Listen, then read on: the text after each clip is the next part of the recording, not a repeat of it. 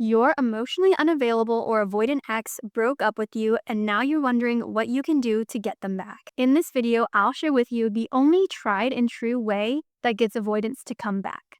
My name is Dr. Lilli. I've been studying the science of relationships for over a decade, and all of my avoidant exes came back, but only after I did what I'm about to cover in this video. Most people do the exact opposite of what I'm about to share with you, and it only pushes their ex further away. So if you want your ex back, make sure you watch until the end. The only way to get them to miss you and want you back is to give them the space to miss you. You think that by staying friends, messaging every few days, or placing yourself in rooms that they'll be in is going to make them want you back, but it's not.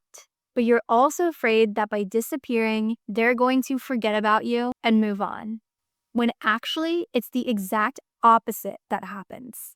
When you give them the energetic space to breathe, get curious, and reminisce, that's when they come back. Because you've given them the space to actually feel your absence. That's when they start to question if they made a mistake. When they had you, they were used to your presence, your energy, the fun times you had, and you always wanting them. But when you're gone, all of that disappears. That becomes a patterned interruption to what they're used to, and that sparks the curiosity to come back. Directly after the breakup, they're probably going to feel some relief. They've probably been thinking about this breakup for a while before they actually broke up with you. So every time you try to pop back into their life, it's going to remind them of the pressure they felt in the relationship. Your energy of wanting them back, of needing validation, of just neediness, even if you try to act like you're good, they'll feel it from you. Even if you're acting detached, you're okay with just being friends, they always know. They can feel that subtle energy that's emanating off of you.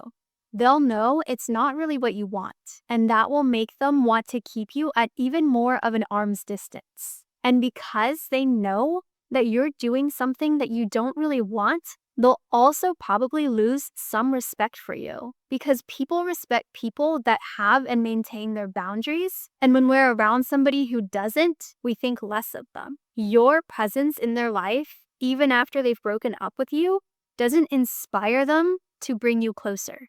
You're still present, you're still accessible to them, so why should they change anything? They get access to you and your energy without the responsibility or commitment of being in a relationship. It's a win-win for them. So if you actually want your ex back, you have to give them the space to miss you. Go no contact and let them wonder.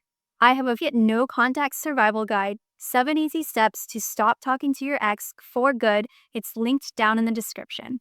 But that's not all you need to do if you want to get your ex back. If you give them space, but your energy is still attached to them, they're gonna feel it, and it's going to keep them away. People have a sixth sense of knowing when somebody is energetically focused on them, even if we can't quite put it into words. This is why just when you think you're over them, you've moved on, that is the very time that they come back into your life, and you get sucked back into the same cycle over and over again, because they can feel when you've actually detached. This is also why you can be thinking about somebody and then that same day they call you.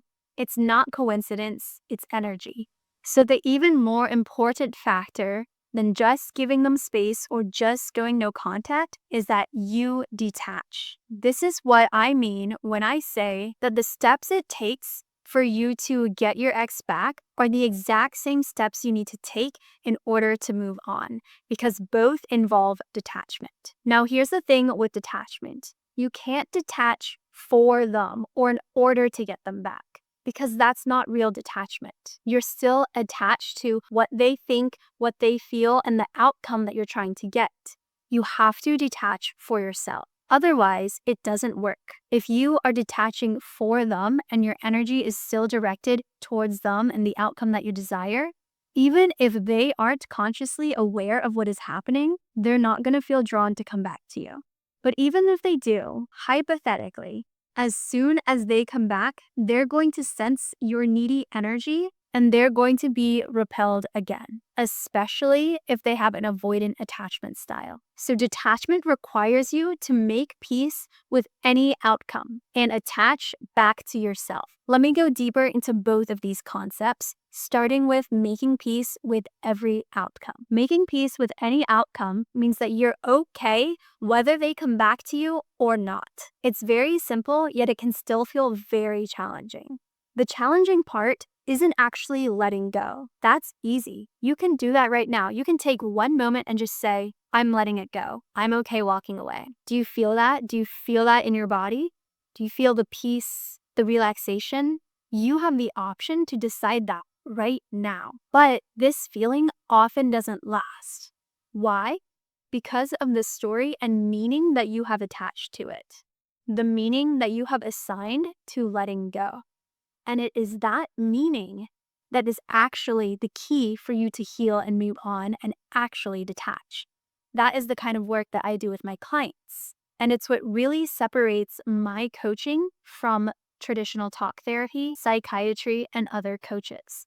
I don't just tell you what to do. I don't just give you concepts. I give you tools, but I don't only give you tools. We get to these subconscious beliefs that are holding you back, that are telling you why it's so hard to let go or making meaning of the detachment. In addition, you also get strategy. And in addition to that, because of my background in functional medicine, we work with your body to release the emotions and trauma that are keeping you stuck and holding on. Because when we make peace with the outcome or any outcome, there's usually many layers, emotions, and stories that are making it hard for us to do that. Now, the second part that I want to talk about is attaching to yourself. Attaching to yourself means attaching back to who you are, what you want, and what you need. And overall, just knowing yourself. The problem with attachment to others is that it often leads to abandonment of the self. You think, oh, the gym isn't that important. I'll just skip it for one day. I'll be okay. Or, I really value this partner and they have all these great qualities. They're missing this other one really important thing, but maybe I'm okay with a partner who isn't consistent or isn't very romantic, even if I really want that. Or maybe you let your partner speak down to you or invalidate you. They tell you your feelings are wrong or make you feel bad about yourself, but you stay because you feel like you love them so much. But the problem is that you have put all of your value onto them and keeping the relationship afloat, often with them actually doing very little to contribute to this. And so you end up losing yourself in the process. And now that you've lost yourself and you don't know who you are, it's even harder to let go of them because you don't know who you are without them. What is your life without them? And that's why it's so hard to detach, because that means you have to detach from the identity that you've created for yourself now that you've lost your own. You have to detach from the identity that you paired with them or with the relationship rather than the identity that you maintain as an individual. This is why so many people get out of relationships and don't even know who they are anymore. They lost themselves in the relationship. They gave too much to the partnership without building up their own individuality.